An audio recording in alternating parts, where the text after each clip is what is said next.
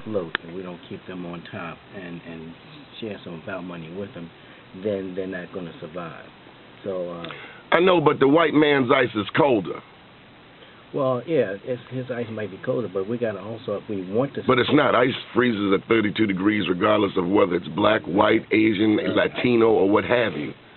Yeah, but my theory as far as what we need to do as a black business is to make sure that our product and our service is up to the par that we want to support them. I mean, a lot of times we try to support black businesses, but then they don't bring the quality or the service that we need to keep on supporting. I've seen white contractors get over on a bunch of black people. I've seen white car salesmen sell lemons. Exactly, but if we want why are we so hard on each other and can't forgive each other? Yet we call Bill Clinton the first black president. All kinds of chicanery like that. We can forgive and we can forget, but the whole problem is if we want to continue to use these businesses, we can say, okay, you messed up this time, but I'm gonna come back to you, because I've done it. I've come back to businesses several times, and sometimes I get a good deal, sometimes I don't, but I still go back to them because I want to support them. But we got to stand up and make sure that what we're doing is positive.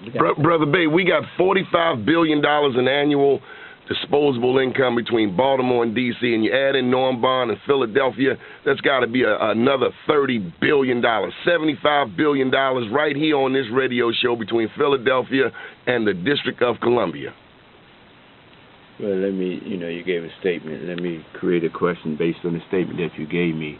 Why should we support black businesses? Well, we live in a capitalistic society and everything resonates and permeates from capitalism.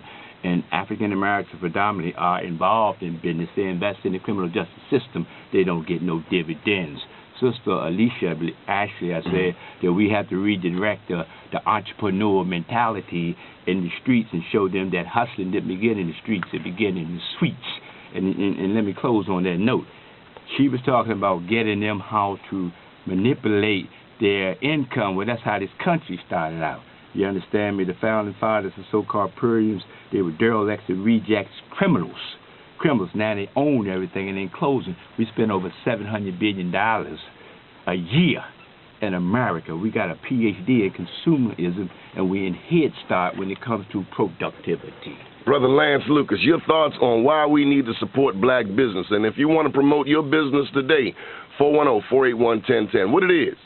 Well, honestly, I look at the situation and I think, black business, and people look at it as substandard. A lot of times, that's the reality of the matter. And if you look at yourself as substandard, then that's going to, people's perception. I don't think it would be more news as substandard. As a matter of fact, I think we're setting the pace. I don't look at black business as substandard as well, but an overall perspective is that black business is somehow substandard. Yeah, but look at Lehman Brothers. Look at all of them big-time corporations that went out of business. Their CEOs with golden parachutes, yet their people are left trying to get some welfare. Well, you really had to look at the situation in a certain light.